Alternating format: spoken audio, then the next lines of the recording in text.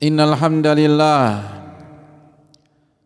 nahmaduhu wa nasta'inuhu wa nastaghfiruh wa na'udzu billahi min shururi anfusina wa min sayyiati a'malina man yahdihillahu fala mudhillalah wa man yudlil fala hadiyalah asyhadu an la ilaha illallah wahdahu la syarikalah wa asyhadu anna Muhammadan abduhu wa rasuluh.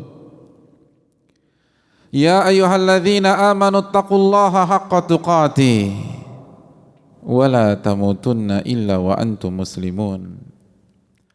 Ya ayyuhan nasu taqu rabbakumul ladzi khalaqakum min nafsin wahidah wa khalaqa minha zawjaha wa batha minhuma rijalan katsiran wa nisaa. Wattaqullaha alladzi tasaaluna bihi wal arham. Innallaha kana 'alaikum raqiba. Ya ayyuhalladzina amanu taqullaha wa qulu qawlan sadida yuslih lakum a'malakum wa yaghfir lakum dhunubakum wa man yuti'illaha wa rasulahu faqad faza fawzan 'azima. Amma ba'du fa inna asdaqal hadithi kitabullah wa khairal hadyi hadyu Muhammadin sallallahu alaihi wasallam wa syarrul umuri muhdatsatuha wa kullu muhdatsatin bid'ah wa kullu bid'atin dhalalah wa kullu dhalalatin finnar. Ma'asyiral muslimin yang semoga Allah muliakan dan semoga Allah rahmati. Marilah kita membuka khutbah singkat ini dengan meminta pertolongan kepada Allah Subhanahu wa taala agar kita diberikan ilmu yang bermanfaat. Bukan hanya mendengar dan keluar lalu tidak ada efeknya sama sekali. Semoga Allah memberikan kita ilmu yang bermanfaat yang bisa merubah iman kita, ketakwaan kita, sehingga kita semakin baik di sisi Rabbul Alamin. Dan semoga Allah memberikan keberkahan kepada kita semua. Sebagaimana marilah kita membuka majelis atau khutbah singkat ini dengan bersyukur kepada Allah, karena tidak ada yang bisa membuat kita duduk bersimpuh dalam mengerjakan salah satu syiar Islam, yaitu salat Jumat dan khutbah Jumat, kecuali taufik dan hidayah dari Allah Subhanahu wa taala. Maka marilah kita bersyukur kepada Allah, agar ketika kita bersyukur Allah akan tambah nikmat-nikmat tersebut. Sebagaimana marilah kita memperkuat syahadatain kita, status kita sebagai seorang hamba yang bertugas untuk beribadah dan hanya beribadah kepada Allah Subhanahu wa taala, dan semakin meyakini bahwa Nabi kita Muhammad SAW adalah hamba dan utusannya. Oleh karena itu marilah kita bersalawat dan salam, atau memberikan salawat dan memberikan salam kita kepada junjungan kita, qudwah kita, Sayyidina Muhammadin sallallahu alaihi wasallam. Ma'asyiral muslimin yang semoga Allah muliakan.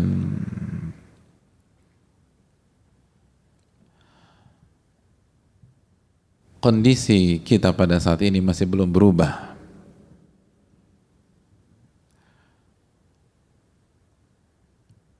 Hari demi hari belum ada titik terang yang menjanjikan. Tapi di saat yang sama,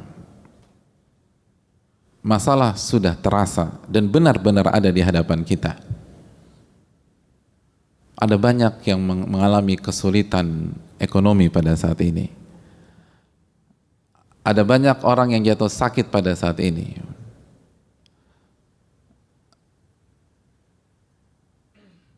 Dan rumah sakit pada detik ini sudah mulai kesulitan mencari kamar untuk menampung pasien yang sakit. Ma'asyiral muslimin yang Allah muliakan, kondisi yang berat ini membuat banyak kita merasa jatuh, merasa miskin, merasa hancur, merasa gagal.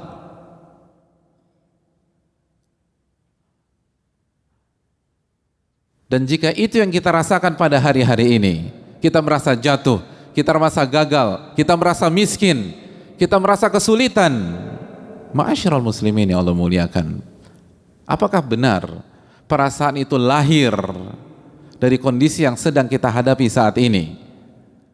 Perasaan itu lahir karena COVID-19.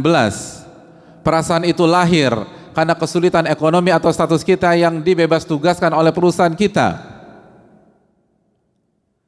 Atau ada faktor lain? Dan bagaimana Allah Subhanahu wa taala dan Rasulnya sallallahu alaihi wasallam menjelaskan itu kepada kita? Karena apabila kita membaca Al-Qur'anul Karim, kitab suci kita yang Allah firmankan la raiba fih, tidak ada keraguan di dalamnya. Apakah itu jawaban yang akan kita temukan? Dan apabila kita menyimak sabda Nabi sallallahu alaihi wasallam yang dijelaskan oleh Allah Subhanahu wa taala dalam surat An-Najm ayat 3 dan 4, wa may yantiqu 'anil hawa in huwa illa wahyun yuha. Nabi tidak berbicara dengan hawa nafsunya, tapi wahyu yang Allah berikan kepada beliau.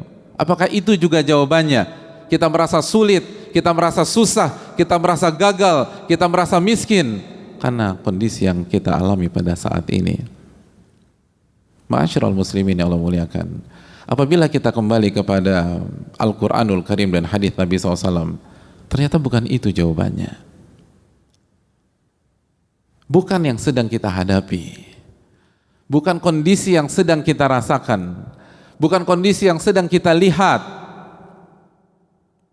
Perasaan jatuh, perasaan terpuruk, perasaan miskin, perasaan gagal, perasaan susah, itu bukan dikaitkan dengan kondisi yang sedang kita hadapi. Namun itu dikaitkan dengan iman kita dan bagaimana kita melihat kondisi tersebut.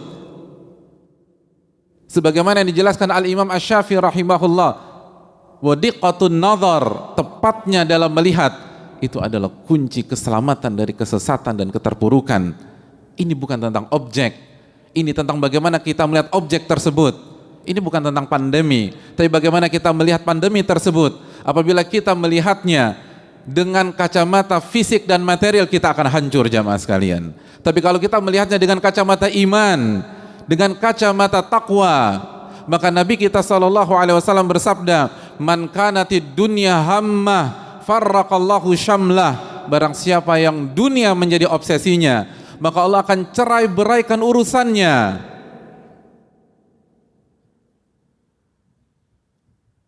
Nabi SAW mengatakan bahwa berantakannya urusan kita dan rasa di dalam hati kita itu bukan karena objek yang sedang kita hadapi, tapi ambisi yang ada dalam hati kita, motif pada saat kita hidup.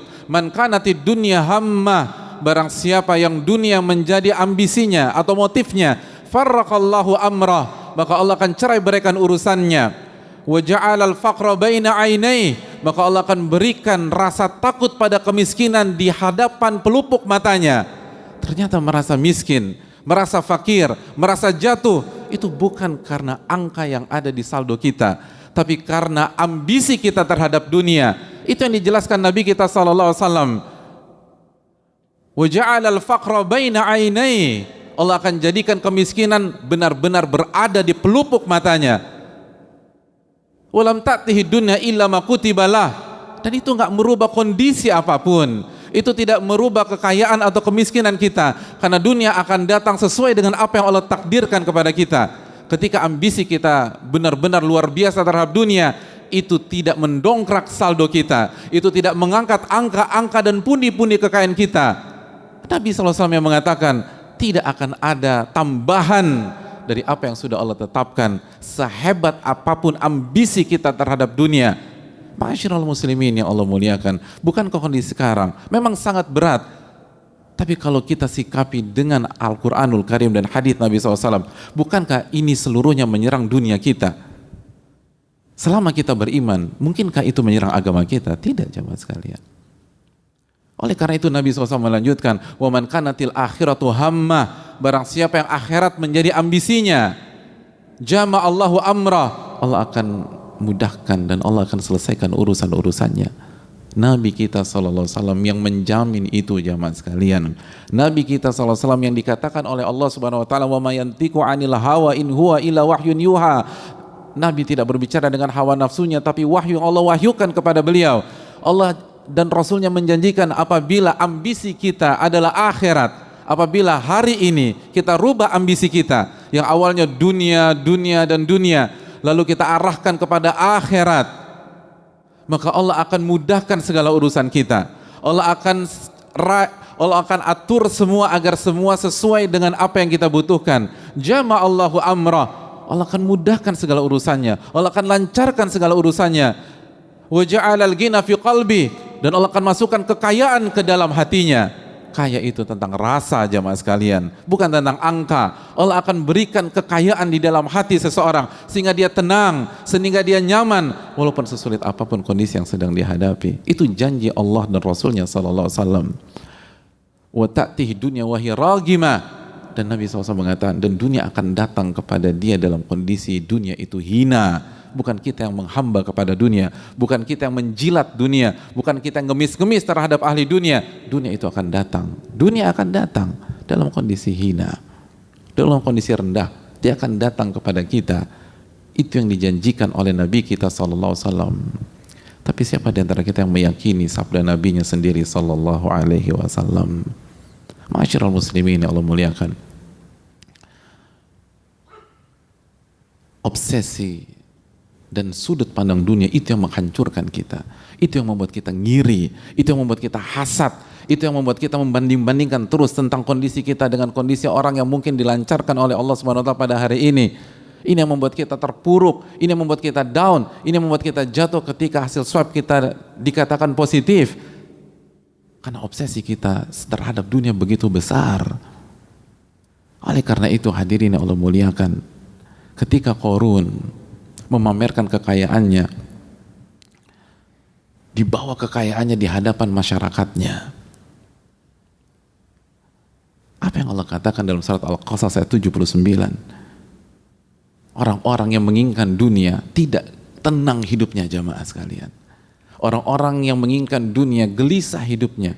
Orang-orang yang menginginkan dunia mengiri terhadap apa yang dimiliki Qarun. Qala alladzina yuriduna al-hayata dunya, berkatalah orang-orang yang menginginkan dunia, ya laita lana mithla ma utiya Qarun, andai saja kita memiliki harta sebagaimana yang dimiliki Qarun.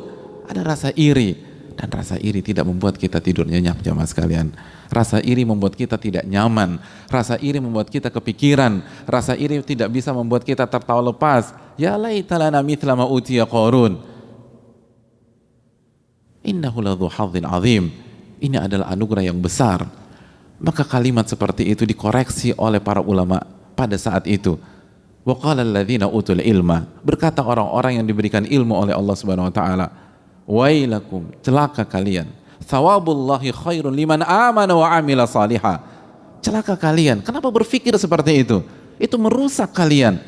Celaka kalian, kalian akan celaka apabila kalian berpikir seperti itu. Wailakum, kalian akan hancur apabila kalian tetap berpikir seperti itu. Kalian akan jatuh, kalian akan terpuruk, kalian tidak akan bahagia apabila kalian masih berpikir tentang harta lagi, harta lagi, harta lagi, dunia lagi, dunia lagi, dunia lagi. Lalu mereka menjelaskan, thawabullahi khairun liman amana wa amila salihah. Ganjaran dari Allah itu lebih baik bagi orang-orang yang beriman dan beramal saleh. Wala yulaqaha illa sabirun, dan tidak ada yang bisa mendapatkannya kecuali orang-orang yang sabar. Ma'asyiral muslimin yang Allah muliakan, bukankah para sahabat Nabi SAW mengalami kondisi yang lebih berat daripada kita? Kita tidak meremehkan kondisi hari ini. Kondisi ini berat, dan mungkin kita nggak pernah mengalami kondisi seperti sebelumnya. Tapi apakah para sahabat tidak pernah mengalami kondisi seperti kita? Bukankah Bilal mengalami kondisi yang jauh lebih berat daripada kita? Tapi ada keluhan dari kalimatnya, ada keluhan dari lisannya, ada keluhan dari bibir seorang sahabat yang luar biasa ini. Yang ada adalah Ahadul Ahad. Allah itu Esa, Allah itu Esa. Dan kita bandingkan dengan ujian yang Allah berikan kepada kita pada hari ini dengan Bilal 15 abad yang lalu. Sudah berapa keluhan yang kita ucapkan dengan lisan kita, sudah berapa umpatan yang kita ucapkan dengan lisan kita, sudah berapa banyak perbandingan materi yang sudah kita ucapkan dengan lisan kita. Adapun Bilal disiksa, dipukuli, dihina, dibakar, dilecehkan, dan beliau hanya mengatakan Ahadul Ahad. Bukankah kata para ulama, lisanu mir'atu qalbi, Lisan adalah cermin yang ada di dalam hati. Artinya sesulit apapun ketika Bilal hanya mengatakan ahadul ahad, itu menunjukkan ketenangan di dalam hati, itu menunjukkan kebahagiaan di dalam hati, itu menunjukkan keyakinan di dalam hati. Karena lisan seseorang menunjukkan apa yang ada di dalam hatinya.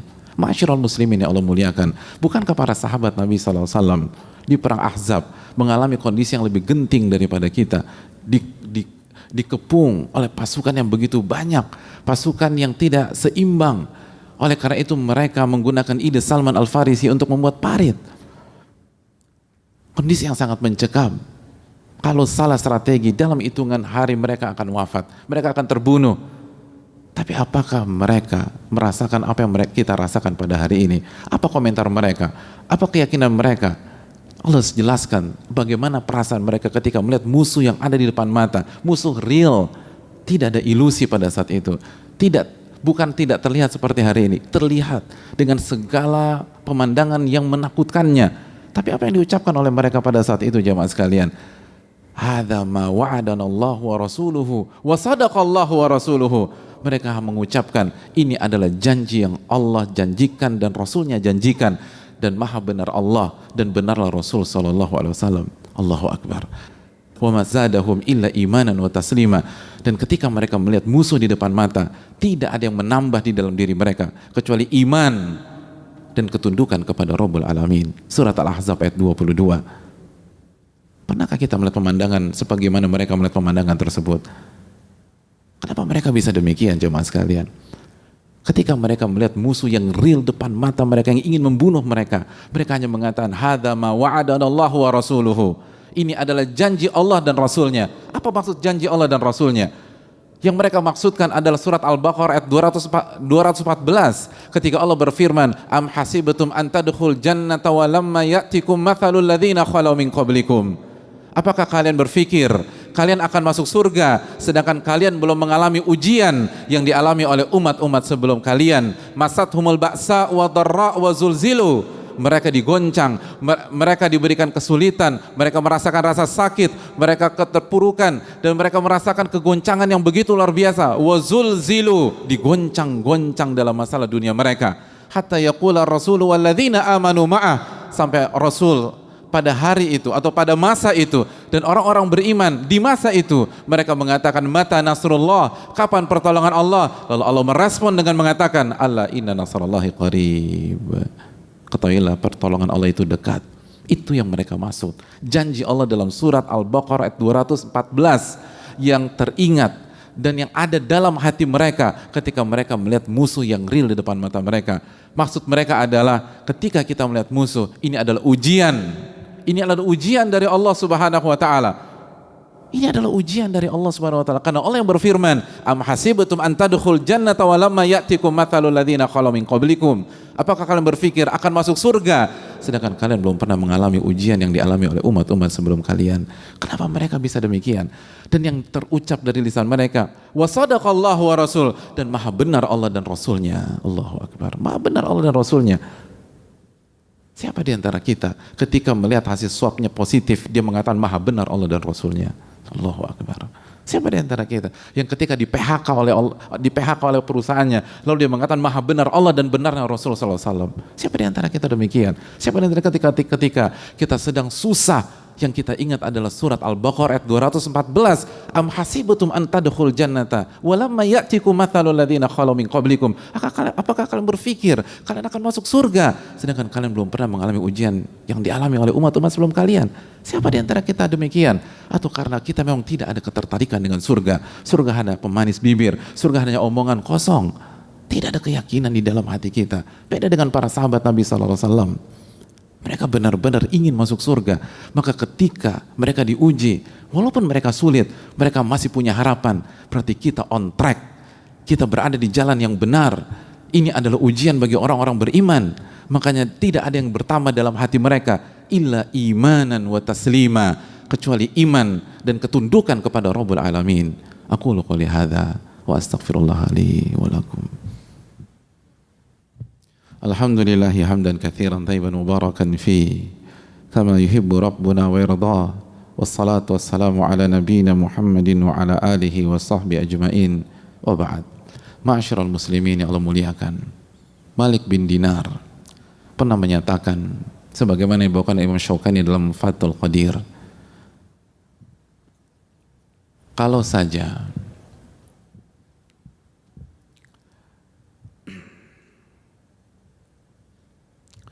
kata beliau, kalau saja kita diberikan opsi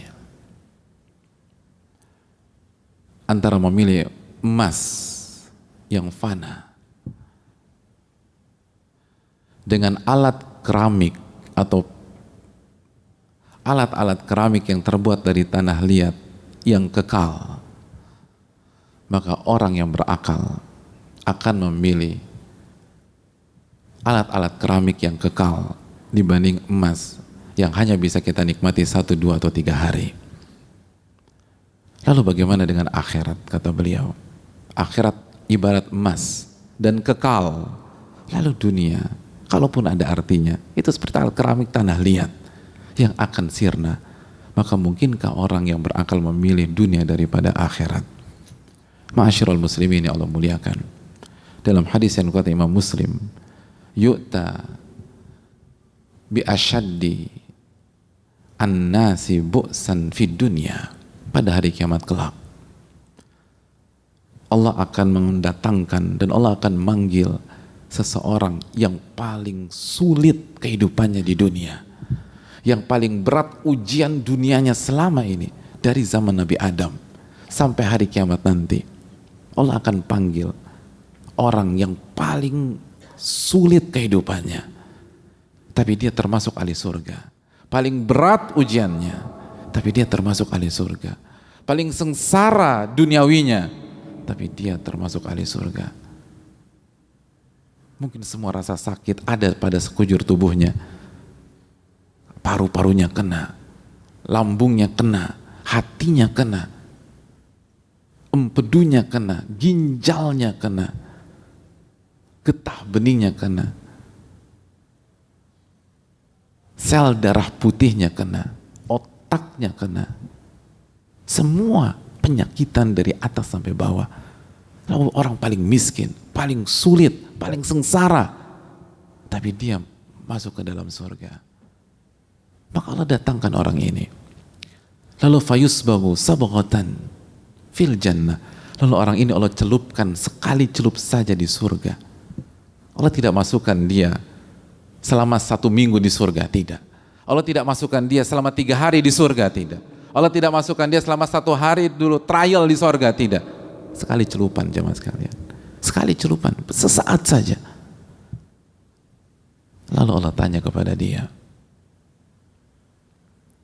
hal ra'aita bu'san qat, wahai anak Adam, apakah engkau pernah melihat kesulitan sedikit pun dalam hidupmu? Wahal marra bika syiddatun qat, dan apakah engkau pernah merasakan kesulitan hidup sedikit pun pada saat di dunia? Apa jawab orang ini jemaah sekalian? La ya Rabbi, tidak pernah wahai Rabbku, saya tidak pernah melihat kesulitan apapun di dunia, dan saya tidak pernah melewati kesulitan apapun di dunia. Allahu Akbar. Sesulit apapun hilang hanya dengan sekali celupan di surga. Gak ada sama sekali, hilang sehilang-hilangnya. Orang yang paling parah hanya di sekali celup, tidak ada rasa lagi, lupa selupa-lupanya. Hadirin, memang sulit jemaah sekalian, gak mudah, tapi bukankah ini ada akhirnya? Wal aqibatu lit taqwa. Bukankah Allah mengatakan endingnya pasti untuk orang-orang yang bertakwa? Bukankah Allah yang berfirman, man amila salihan min dzakarin aw untha wa huwa mu'min falanuhyiyannahu hayatan thayyibah. Barang siapa yang beramal saleh baik laki-laki maupun wanita dan dia beriman, maka Allah akan berikan kehidupan yang bahagia. Memang sulit jamaah sekalian, tapi bukankah ini hanya sementara? Memang berat, tapi bukankah ini hanya dalam hitungan beberapa saat saja? Tidak ada apa-apanya dibanding apa yang Allah janjikan untuk kita di surga. Dan sebelum surga pun, Allah akan kasih surga dunia buat kita. Allah akan kasih kebahagiaan untuk kita di dunia. Allah akan membuat kita hidup dan merasakan hidup dan merasakan hidup bukan tentang angka. Allah berfirman dalam surat Al-Anfal ayat 24, istajibu lillahi wa lirrasul idza da'akum lima yuhyikum. Sambutlah seruan Allah dan Rasulnya jika Rasul mengajak kalian kepada agama yang akan membuat kalian merasakan kehidupan yang real, kehidupan sejati. Memang sulit jamaah sekalian, tapi ini ada akhirnya. Sekali celup saja semua selesai, gak ada tandingannya. Wal akhiratu khairu wa abqa. Akhirat lebih kekal dan akhirat lebih lama. Hadirin yang Allah muliakan, bal tu'thirunal hayata dunya. Tapi Allah mengatakan, tapi manusia lebih memprioritaskan dunia. Di saat-saat seperti inilah loyalitas kita ditentukan jamaah sekalian. Di saat sulit seperti inilah kita menilai siapa sahabat sejati dan siapa orang yang aji mumpung dengan kita. Bukankah begitu juga konsepnya di saat-saat inilah kita buktikan kita hamba sejati dan bukan seorang hamba yang penjilat. Ini yang bisa disampaikan. Semoga bermanfaat. Marilah cari ridho Allah dan cari kehidupan akhirat agar kita bisa bahagia di dunia maupun di akhirat.